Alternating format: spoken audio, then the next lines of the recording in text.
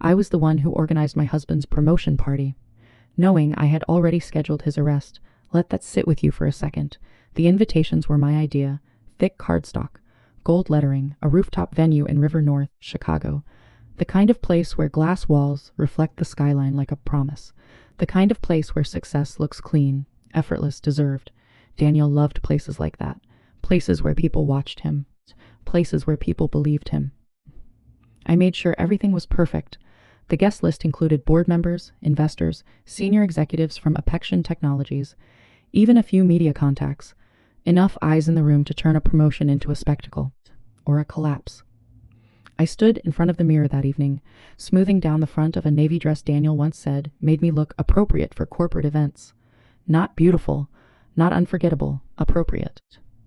I remember that word. It sounded like a compliment when he said it. I even smiled to stare at my reflection and adjust the neckline slightly lower.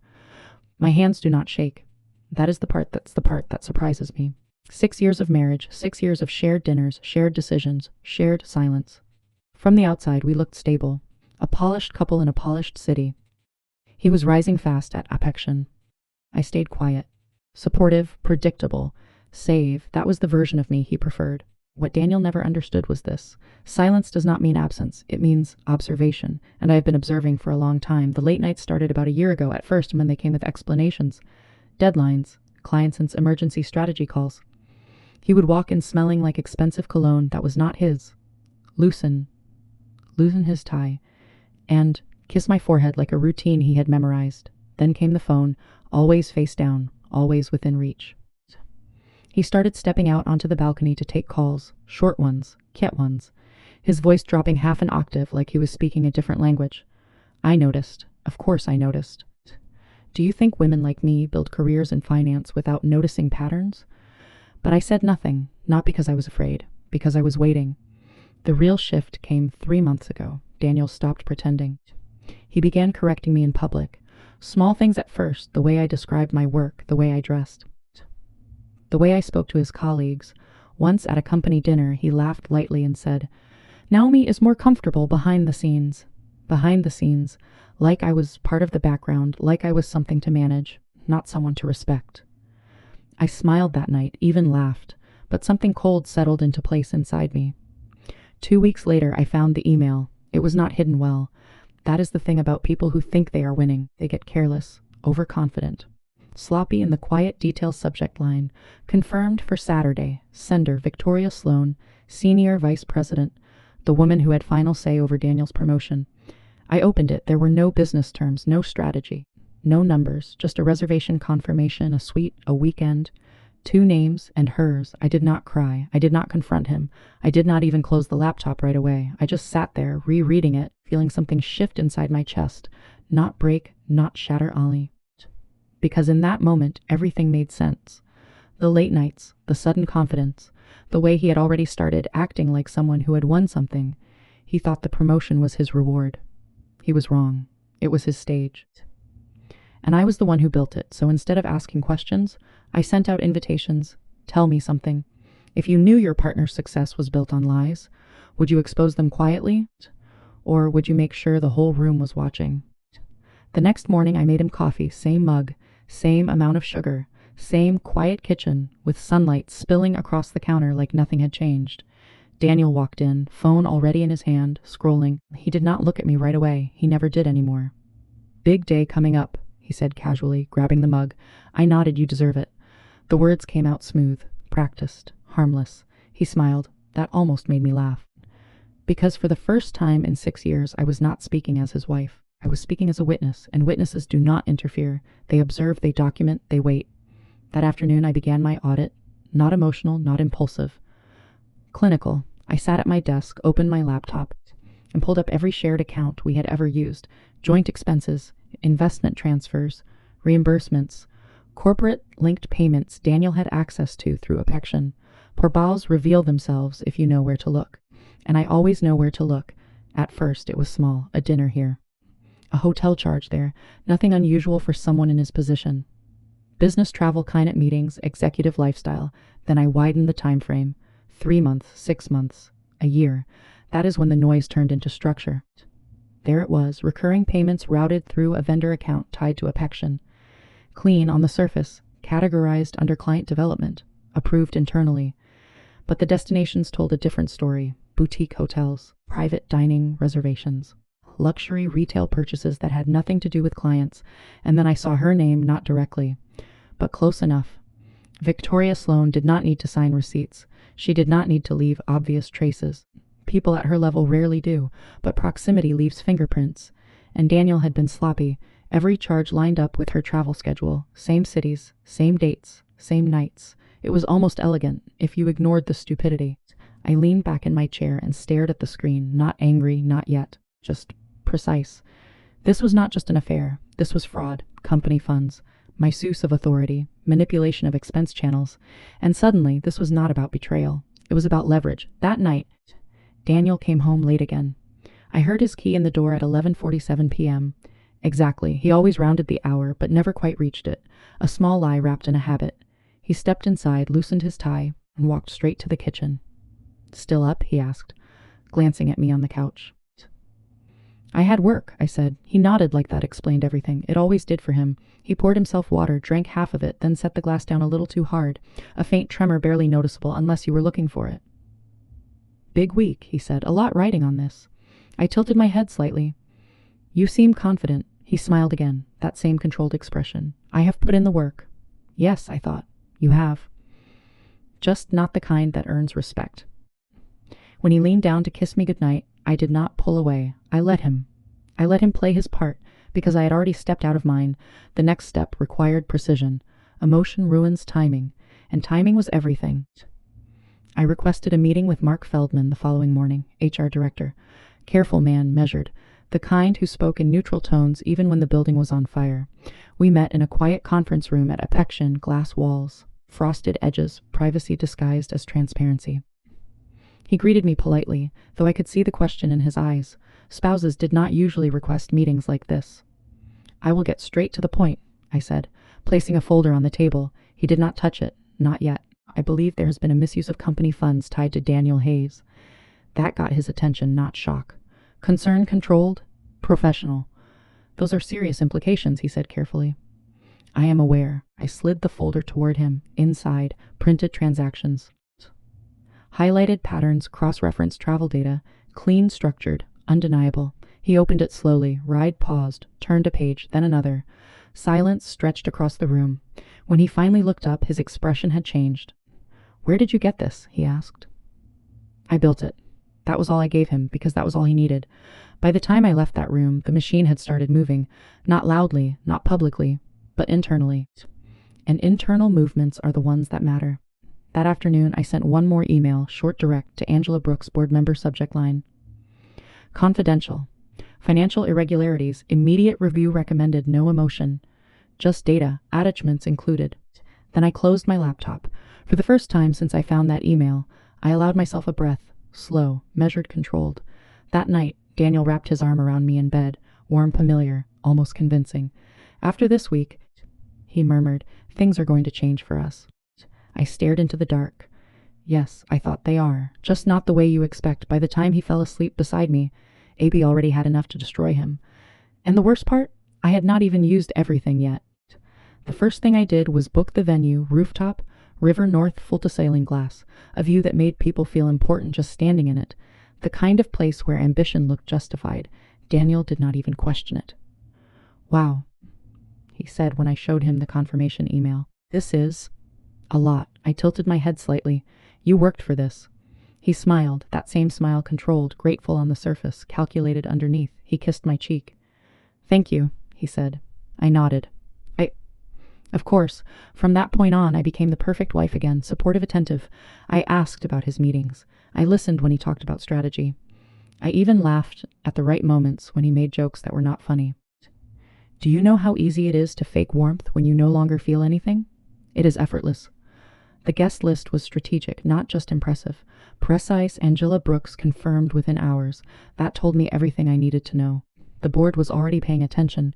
Mark Feldman did not respond directly, but I noticed 2 additional names added quietly to the RSVP list. Tinnell audit, good, very good.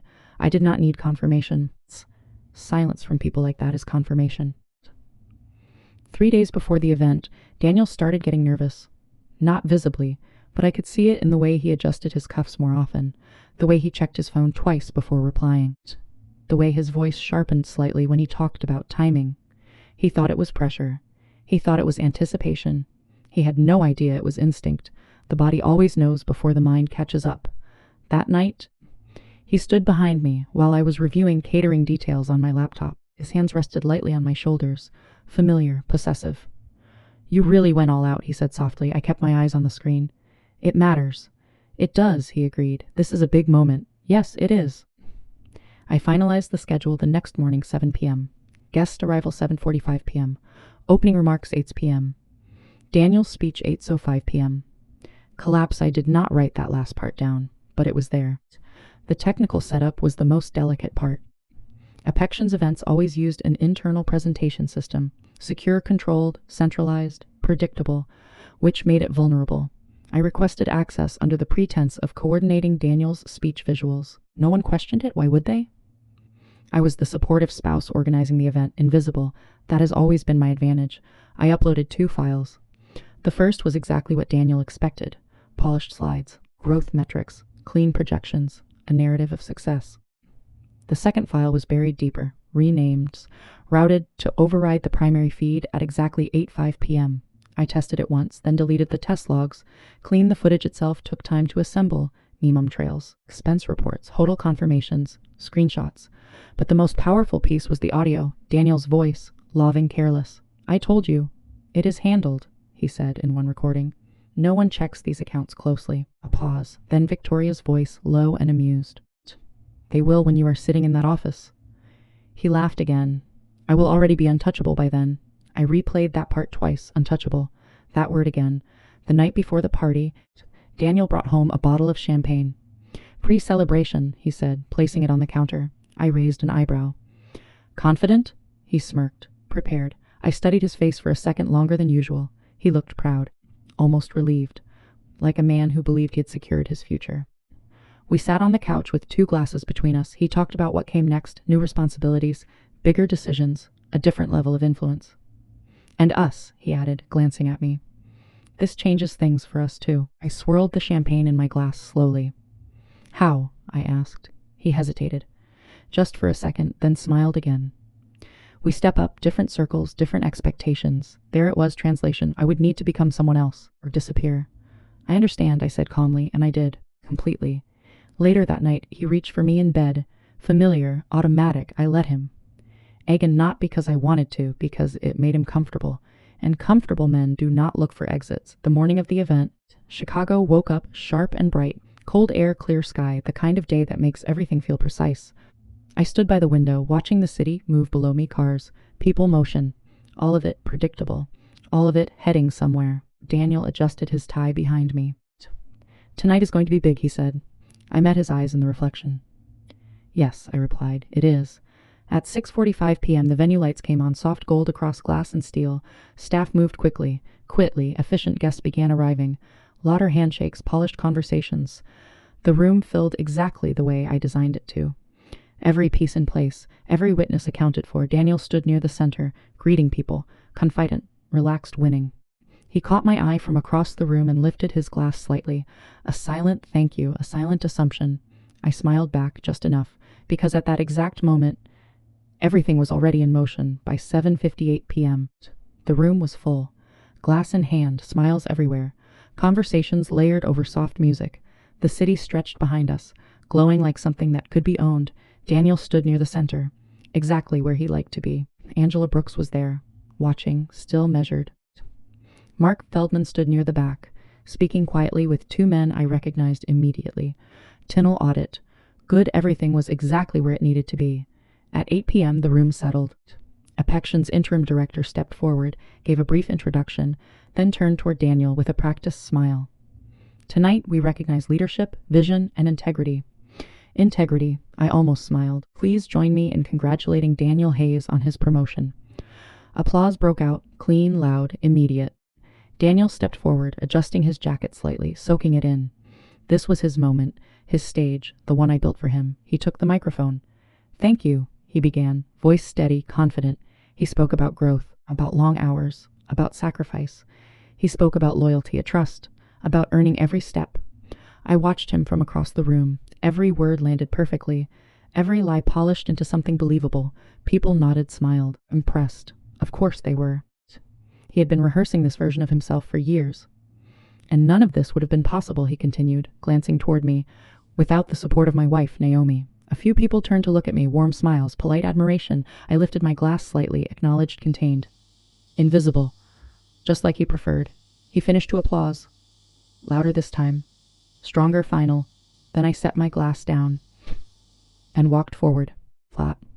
I would like to add something, I said, my voice cutting clean through the room, not loud, not aggressive, just precise, the kind of voice people listen to without knowing why.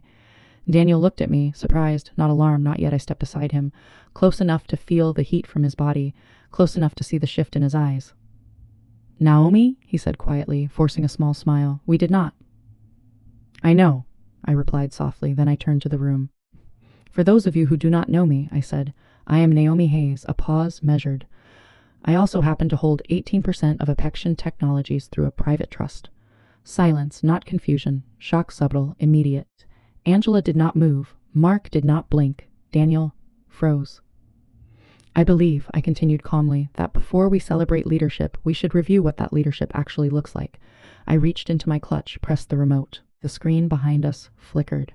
For half a second, Daniel's presentation appeared, clean slides, growth charts, his version of reality. Then it cut. The first image filled the screen, a hotel receipt, 2 names, Daniel Hayes, Victoria Sloan, same night, same room. A murmur rippled through the crowd, soft, sharp, uncontrolled. Daniel stepped toward me, his voice low, urgent. Turn it off. I did not look at him. The next slide, expense reports, company funds, mice classified, repeated, systematic. The murmurs grew louder.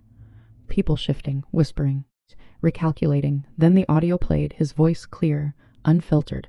I told you, it is handled. No one checks these accounts closely. A pause. Victoria's voice followed. They will when you are sitting in that office. His laugh, confident, careless. I will already be untouchable by then. Silence, heavy, domicile. Daniel lunged for the control panel. It did not respond. I had locked at Naomi. Stop this, he snapped, dropping the act completely now. There it was, the real voice. I turned to him slowly, met his eyes. No, I said. Final footsteps moved at the edge of the room. 2 officers stepped forward. Calm, direct, prepared. One of them spoke. Daniel Hayes. He turned, confused, angry, cornered. Yes, we are going to need you to come with us. The room held its breath. This is a misunderstanding, Daniel said quickly, looking around. This is being taken out of context. It is all documented, Mark said quietly from behind him, not loud, but enough. The officer reached for his wrist. Metal clicked, sharp, final gasps, actual gasps now. No more whispers, no more control. Daniel looked at me, not confident anymore, not polished, just exposed. How could you do this? He asked, his voice breaking at the edges. I held his gaze, steady, cold. You wanted the spotlight, I said, a pause, just long enough for it to land. Now you have it. They led him away, through the crowd, past the same people who had just applauded him minutes earlier. No one clapped now, no one spoke. They just watched. Victoria was gone, slipped out at some point during the video. Predictable. I turned back to the room, picked up my glass, took a slow sip. No shaking hands, no hesitation, no regret, because by the time Daniel Hayes stepped onto that stage, he had already lost everything. He just did not know it yet. The room did not recover after he left. It could not. Moments like that do not fade. They stain. People stood in clusters, speaking in low voices, their eyes still drifting back to the stage like they expected something else to happen, something to fix it, to rewind it. Nothing did. I remained where I was for a few seconds longer, letting the silence settle into something solid. Then I stepped down. Angela Brooks approached me first. No panic, no drama, just calculation. You timed that precisely, she said. I had help, I replied. Her gaze held mine for a moment, measuring, re-evaluating. Then she gave a small nod. We will need to convene an emergency board session. Of course, I said. By the time I left the venue, the city felt different, not quieter, sharper, like everything had edges now. The cold air hit my face as I stepped onto the street, and for the first time that night, I allowed myself to breathe fully, slow, deep, uninterrupted. Daniel called me twice. I did not answer. Then came the messages, first confusion, then anger, then desperation. I can explain. You are making a mistake. Naomi, pick up the phone. I watched the screen light up, go dark, light up again. Then I turned it face down, just like he used to. The divorce took 3 weeks. Fast, clean, efficient. There was not much to argue. The evidence did not leave room for interpretation. Financial misconduct, abuse of position, documented infidelity. Even his lawyer did not fight hard. Victoria Sloan resigned before the investigation formally reached her. A statement was released. Personal reasons. Of course, people like her always leave quietly, until they are forced not to. The board moved quickly. They always do when survival is involved. Angela chaired the interim session. I attended, not as a wife, not as a guest. As a shareholder, by the end of that week, Daniel's promotion was formally revoked. His position terminated. An internal investigation expanded into a full external audit. Charges were filed, public, permanent. Then came the part he never saw coming. Given your stake and your involvement in identifying the irregularities, Angela said during the final session, we would like to offer you the position of interim board advisor during restructuring. A pause, not for effect. For wait, I considered it, not long, just enough. Then I nodded. I accept. Power does not always arrive loudly. Sometimes it steps into a room after the noise has cleared, and stays. A month later, I stood in the same building Daniel once walked into like he owned it. The same glass walls, the same skyline, different position, different reality. His last message came 2 weeks after the arrest, short, stripped of everything he used to hide behind. I never thought you would do this. I read it once, then deleted it, because that was the truth. He never thought I would act. He never thought I was paying attention. He never thought I was paying attention. That was his mistake. I did not destroy him. I did not ruin his life. I did not take anything that was not already slipping through his hands. I just told the truth, in the right room, at the right time, in front of the right people. So tell me something. If you had the chance to expose the person who betrayed you, would you do it quietly, or would you make sure they never forgot the moment everything fell apart?